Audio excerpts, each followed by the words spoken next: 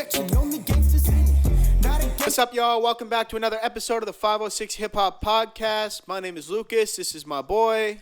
Smak shape. And we're back for another episode of Quarantine Talk, where we talk about what's going on in the hip-hop culture, what's going on in the world, and what's going on in our daily lives. So without further ado, let's get into episode 15 of the Quarantine Talk for 506 Hip Hop Podcast, man. I can't believe we made it 15 episodes in. Quarantine has been a long time, but we've managed to make the most of it. Just pumping out content, dude. It's been good. It feels good, eh? Yeah? Yeah, it's definitely cool, man. I've had a lot of experience in the last just weeks, just testing out all the other type of platforms and really working on Twitter. Mm-hmm. And I told you the other day, I went on TikTok last week or 2 weeks ago, spent a day on there, and then in the last couple of days I've been right back on TikTok, and it's just crazy to see the the natural growth that you can accumulate off of TikTok is insane. Man, let's put it in fucking people's terms for everyone, bro, in layman's terms. The amount of faces that you can get your face in front of on the internet for free without paying for any advertising or anything is fucking unbelievable.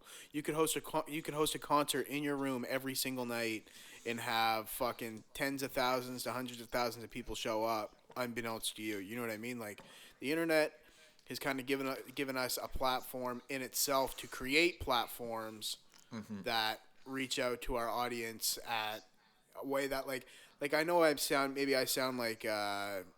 new to this, and I'm not. I've been working in the social media industry and music industry for going on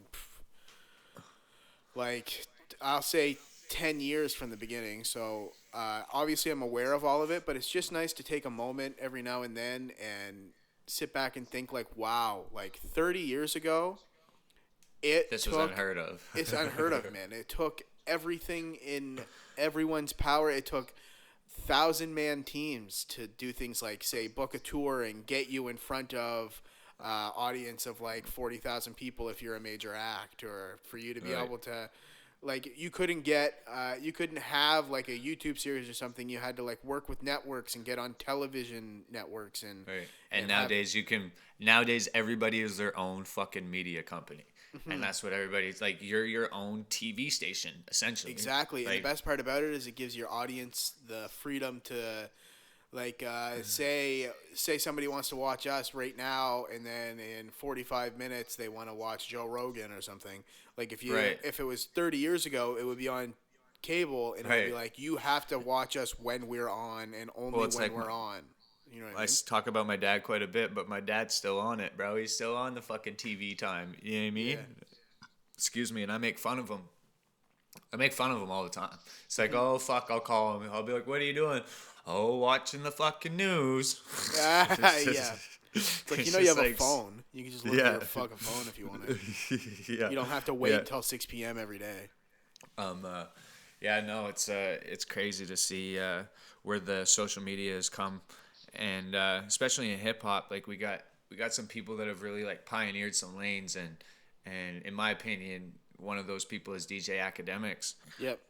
And what he has done for the hip hop culture of my generation, especially my generation. Yeah, and he's born in 1989, and when this whole first internet wave kind of popped off, he was one of those first dudes.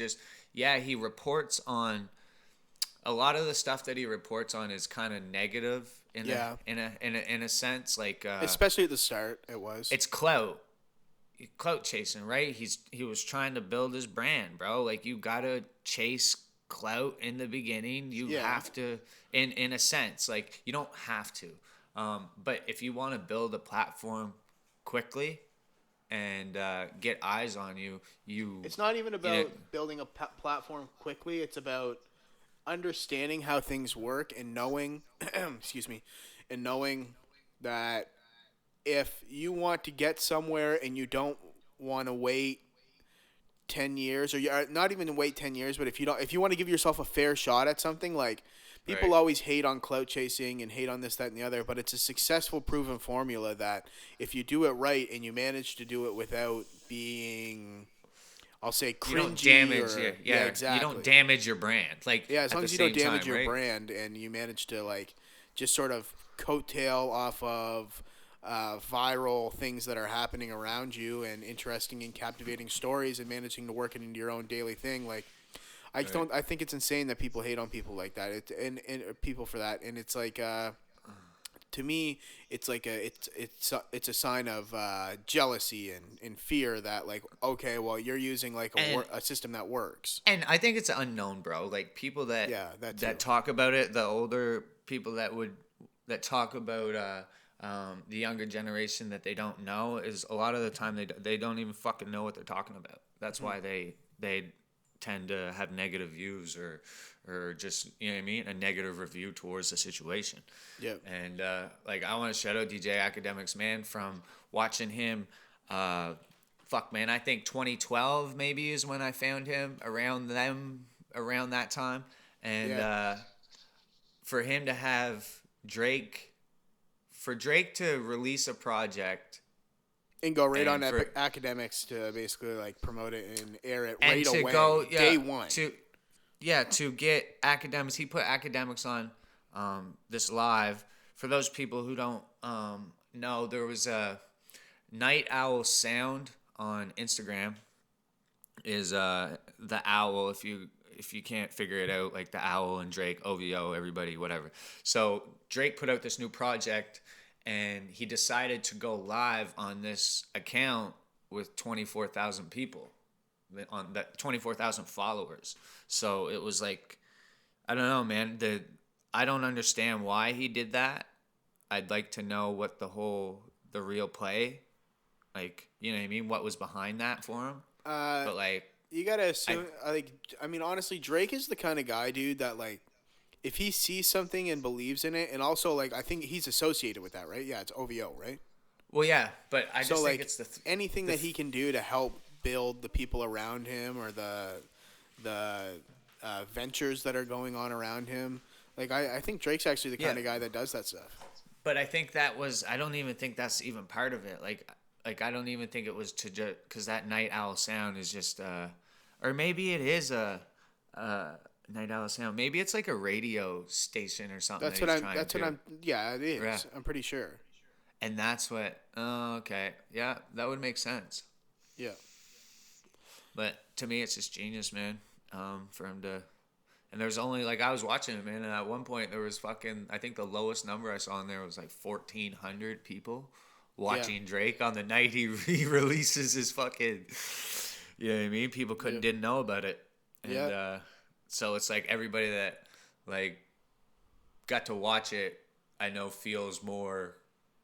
There's just that little thing inside you that feels like you're more connected, or not connected, but like, oh, Well, you just get in I'm like an lucky I got insider to see thing. this. Right, exactly. It's like an insider thing, and so that's just super cool, man. Didn't Act pass out drunk on it? Well, yeah, he was really really drunk. He had talked to Drake, at the start of the stream or something. Yeah. And then later on, Drake even brought his dad on. It was fucking wicked. He got to talk to his dad and shit, and and there's just shooting the shit. But then after that, Ack was like wasted, and he got Drake to pull him on again. And Drake, he's like, "Yo, man, do a shot for me." And he literally probably poured up like a 3-ounce shot into like a Dixie cup, man, and fucking of Hennessy, bro, and he drank it, man, and literally, like, it was like 2 minutes later, he was sitting in his chair, bro, and he was like, it's like he fell off his chair on the stream, fucking puking into this bucket, bro, like, and all you could hear, it was just like shit, because the sound was still going, and you could just hear him fucking being a mess, and his woman came in and hit the camera, and fucking, she couldn't turn off the stream. And so for like a couple of minutes, it was just like, I mean, I sat there and listened to it. It's not funny, but it is funny. And like, I don't like to laugh at alcohol related shit. But obviously the guy, I mean, he can drink. He's obviously still successful. Maybe he's an alcoholic, but But you I don't don't know, know, man. like To, I don't know. To each his own, and but people can drink and not drink every day. You know what I mean? Like not everyone's an alcoholic that drinks. So it's like right, he exactly. So he might have just been like. Sometimes it is funny to watch your friend who doesn't drink that much get really fucked up and like just do stupid shit. You know what I mean? It's not funny to watch somebody throw their life away, but that's kind of no, you can right, just you can crack a smile or crack a joke at that. I think. and it's the fact that it's academics, right? Because he jokes on everybody, Yeah, that too. and it's just like I don't know. It's just a moment, man. You see the moments on that happen in the internet, man. They just, I mean, we're talking about it now, and it'll be gone after we're done talking about it, for right? sure. It's already gone. Like it's just how fast the internet moves, and it's crazy. Like we see it, man. Did you listen to the new Drake? Yeah, I sure did a few times. You like it? Yeah, there's a song on there. I think it's called "Losses." Is my favorite one on there, and yeah, no, he had a couple like samples of his dad's voice and shit on it. Dennis, and, yeah. Yeah, some of it like had like a Take Care vibe to it, in my opinion. Just that I think slow, most of it did. yeah, that slow fucking just Drake saying so much by saying so little. Did you And, did you like the Playboy Cardi track on it? 93, yeah, 93, I think that's. yeah, Pain 1993. Yeah, man. They do their thing, man. Playboy Cardi, he's definitely somebody that's he's special, bro. Yeah, he's sick. He I remember when he came out like a few years ago, where like the first time I heard him, and I was like, huh. It's like this guy's different, and it's crazy to see the people that come out and then to watch like 4 or 5 years later and see if they're still here, Yeah. and then for sure you're like, yeah, that guy has something. Well, yeah, I mean, and Playboy Cardi, honestly, like, okay, here's a hot take, I guess. So, in my opinion, Lil Uzi fucked up for Cardi and Uzi themselves because they could have been the biggest stars in the world if they maintained the relationship that they had and if they managed to put in the work ethic that both of them are capable of. Because like when Lil Uzi was at his peak, probably 3 years ago, 4 years ago, he was releasing music all the time. Every time he released something, it got millions and millions of plays. It did super well. He was super successful. And Playboy Cardi had his initial peak right around the same time. And when Uzi stopped and had all of that drama, it kind of felt like Playboy Cardi pulled back a bit too. And then like I don't want to say that. I mean, Uzi's not responsible for it, but I think that they were very, very close personally. And after a while of like Uzi being demotivated and Cardi not having one of his really close friends that he makes music with around to rekindle whatever spark he needed to be the same Playboy Cardi that he was, both of them fizzled out. But when they were at their peaks, they were like arguably changing the sound of rap music. They were changing the way that hip hop sounded. It was like I would say that a large portion of like the term mumble rap, which I think is a stupid term, but I think a lot of that came from Uzi and Cardi, their style of rap music, and I'd say Lil Yachty as well, maybe some Young Thug, but mostly those guys where it's like Cardi kind of mumbles a lot. Uzi is like kind of difficult to understand and like has like a bit of a mumble or a slur to him. They were really changing the wave of hip hop, and that was sort of the direction that it was going in. And I'm sure a lot of hip hop purists are happy that it didn't go that way. But I think that if they would have maintained the pressure that they were applying at the time that they were applying it and continued to work hard and put out consistent music and stay on top of their social media platforms and getting in front of people's faces, I think they would have been. I think they would have been the biggest stars that we have right now. but because everything sort of fizzled out and Playboy Cardi made everybody wait so long for a whole lot of Red, which still hasn't dropped, Yeah. and Uzi made everyone wait Yeah, like years he did. for Eternal to take. It's like we've talked about multiple other times on this podcast that they built a ladder that they can't climb. It's like you can only live up to the hype so much. You know what I mean? So it's like everybody. It's like you have huge fan bases, time everything was window, going bro. good for them, but It's because like you can build it up so much. exactly. And then you got like this. And here's a little advice for upcoming artists. If you do see some success, and it's something that me myself as an artist I've thought a lot about, because I think that I will see some success. I know I will obviously see some real life success. So I try to prepare for the future and try to be proactive. But just know that there's always a time window that you need to continuously apply pressure. And yes, it's good to not release music you don't want to drop a mixtape a month, but you want to constantly be engaging, and you want to be what I would say in tune with your fan base. You know what I mean? There's always a window where even the people that care about you most, if you're silent to them for a certain amount of time, they'll become They just don't care, bro. They forget. Yeah, it's not even that they don't. It's not even that they don't care.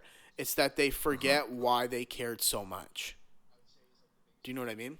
I would say is like the biggest issue is that they forget why they cared so much, and that's like a really big problem that Uzi and Cardi have both had. I think is that I think they had a lot of casual fans as well, especially and both of them. Yeah, both of them had major hits. So there were a lot of casual fans in there too that sort of hopped on the bandwagon, and they just sort of let them sit there and dwindle away for a couple of years. And now those casual fans are just like, oh, like all my friends are dead. Like, yeah, I listened to that Uzi song, or like, oh, like,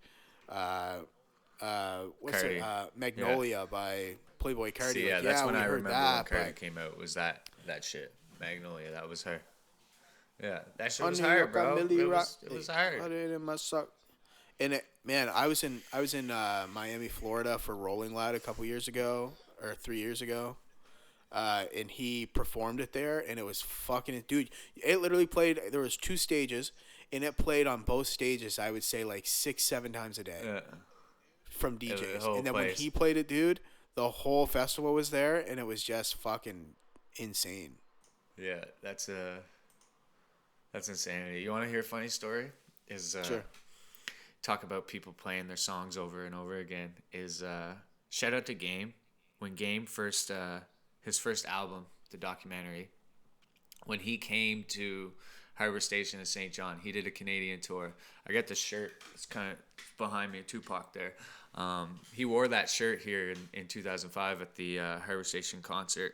But when he did his show, bro, he played How We Do like 3 times. Yeah. And he played Hate It or Love It like 2 or 3 times. And it was literally right after him and 50. This was March 26th, and on March 9th in New York City, on the day Biggie's death date or whatever, there was a shootout at Hot 97, and it was between Game's Entourage and 50's Entourage.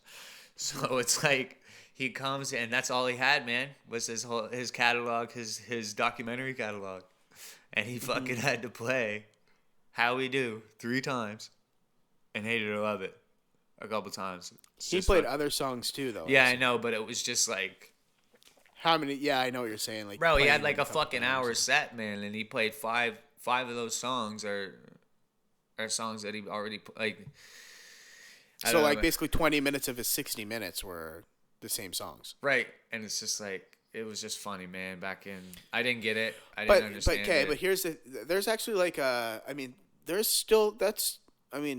obviously that sounds like a little much, especially when you speak it. But when you're there, like, I mean, a lot of artists do that, capitalize on a huge hit song or a few hit songs that they have and play it a few times. And it actually works because it's like, I mean, that's what translated with your audience the most. So live, like, they're down to sit and jam that song 3 or 4 times. Oh, yeah, nobody was mad. Because they're doing it with Game. They're actually Right. Game's right there. Like, yeah, at a party, you don't want to hear the same 2 Game songs 4 times each. Yeah, in a row. Yeah, exactly. But like when the Game is sitting there on stage Yeah. and he's, you know what I mean, rocking It was with just you brand new, and it was just, I don't know, man. It just reminded me when you brought up the fact that, you know what I mean, you hear that song 6 times, and then fucking 6, 7 times on each yeah, stage. Yeah, and that's not but even it was him performing DJs. Yeah, I know it's just DJs, but it just reminded me of that one little I know. quick little Yeah. fucking story that I wanted to plug, man. Shout out to Game, bro. I studied. It's his a pretty career. cool story. Tell people how you got that shirt. Well, it was yeah, man. Just went to that concert, and my girlfriend at the time, she had a friend, and the girl had ended up, her friend caught the shirt at the concert, and I don't know, man. For some reason, she was willing to part with it, and shout out to my girlfriend when I was 15 years old for being a sweetheart and actually caring for me, and she bought that shit for $100. Where is it? It's right. Yeah. Right. Oh, how do I do it? Right there. You're in the way of it, but yeah. No, I'm on Just- my fucking. No, but we can't see it. No, but Oh yeah, you might be able to see it in the camera. Yeah. I'm doing it on Yeah, my when me and shit. Smack do this, we do this like we FaceTime each other on the phone, so I'm seeing a different angle than you guys Yeah. are seeing right now. So yeah, no, man, it's definitely, I've had it for years. Obviously 2000. And he wore it on stage, eh? Yeah, he wore it on stage. It's a custom shirt. It's got some guy's name on the bottom, Tony Ross. I looked that shit up on the internet when I was a kid, and it was just like a guy that makes shirts, bro, custom shirts. It's an airbrush picture of Tupac. Tupac is one of the forefathers, bro. Like, you know, one of the greatest to ever live, man. What was your first Tupac CD? Do you ever remember? You want to get into this? I'm not a big Tupac fan. No. No, like I don't think he's not talented. Obviously he's talented, and he's Just like just miss the. It's just not miss the time, but you just miss it. It's like for me to say, like Pac. For instance, Pac died in '99 or 2001. Which one? No, Pac died in '96, bro. '96. Yeah, Biggie died in '99. No, '97. March 9th, See, 1997. this just shows how disconnected I am from that era. You know what I mean? Yeah, March 7th or March 9th, 1997 was Biggie. And September 13th, 96 was Tupac. So, like, I was 3 years old when Tupac died. Right. You know I was 5. I was just gonna turn 6, but it's still it's just so different. I think it's because of the internet, bro. It's because when I was fucking 12 years old, man, I didn't have the internet. And when you were 12 years old, you had the internet. And what the difference was is the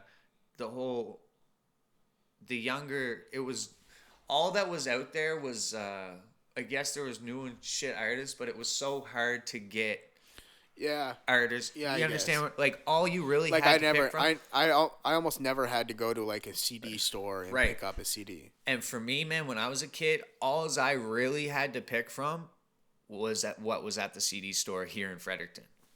Yeah, CD Plus or whatever. Right. Or fucking there was Sam's the Record Man, and there was fucking I can't remember the other ones, man. Radioland. Fucking anyways, but all that I had to pick from was what was mainstream.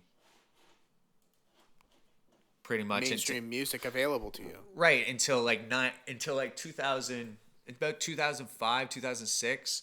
I remember my grandmother had a laptop, bro, and I fucking used to download G-Unit mixtapes off that shit. And, Well, yeah, but and that, like, I mean, obviously I had that point in my life too, but I think that when I was flipping through CDs, would have been like early 2000s, and that's when I got like Destiny Child, Survivor, or I got 50 Cent, Get Rich or Die Tryin'. I had bootleg copies of Slim Shady and Marshall Mathers LP, but just like when I was really starting to flip through CDs, it was like probably already the 50 Cent G Unit era. yeah. You know what's a Like- good Eminem CD? Huh. And it wasn't an Eminem CD, which is probably why I think hits. But the Re-Up. Oh yeah. It was a Shady Records compilation. Yeah. That was really good. Yeah, man. I love that Had shit. that 50 Cent, Cassius, and Eminem song. Do you remember that? Pop a Bottle.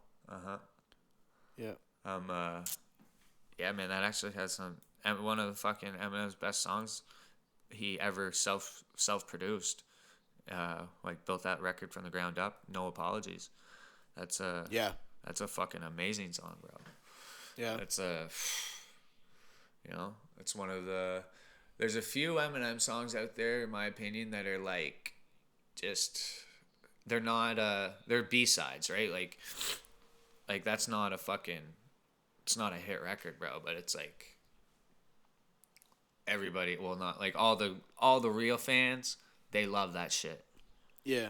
And there's like has quite a few. Which I'm not a songs. huge Eminem fan, Right. but And he has quite a few of those, man. Like just even some of the songs that like there's two cuts of Relapse. There's a song called Careful What You Wish For and a song called My Darling. And like those songs are like put out on there were two songs put out after the album type shit, like a deluxe version or whatever, not even really on the album. And like people love those. The real fans love those songs. yeah. So it's just shout out to M, man. Can't wait to fucking meet that guy one day. I'm telling you. Definitely. 100%. It's half the reason why I wanted to fucking do a podcast for anybody who really wants to know, man. It gives me an opportunity to try and talk to all my favorite rappers. So if you know what I mean, you love the culture and you just want to add to it, man, fucking start a podcast. Do what you want. Yeah, or just basically like, I mean, a good message to send out before we wrap this up here is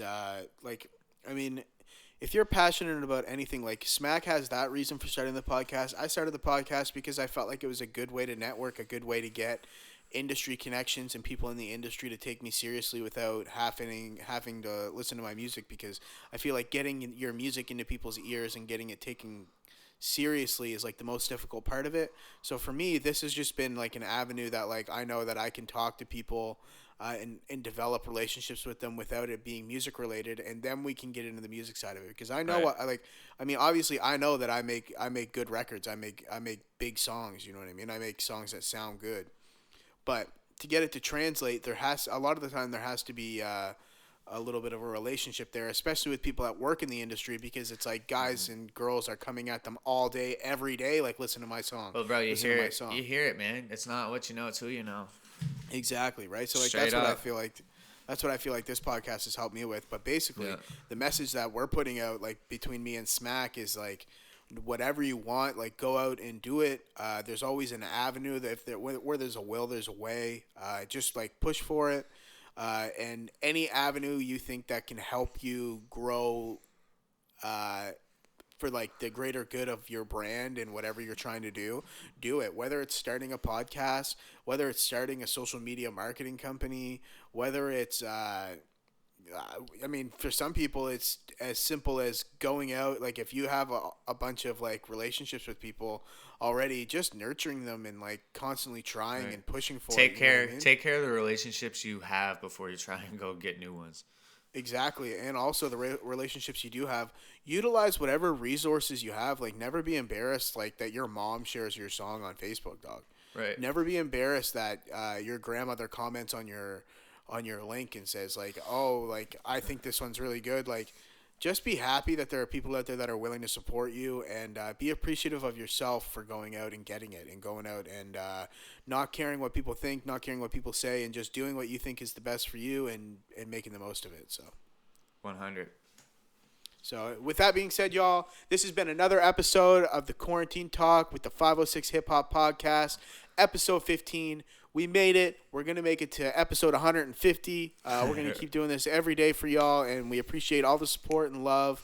My name is Lucas. This is my boy. Smack Shade. You can follow me at Lucas Rapsalot on all social media platforms. You can follow him at Smak Shade on all social media platforms. And hit our Instagram, the 506 Hip Hop Podcast. Comment, hit the YouTube channel, subscribe, hit our DMs. We're down to talk. We're down to chat. We're nice guys.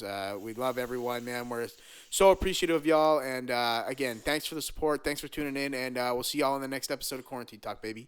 Appreciate you.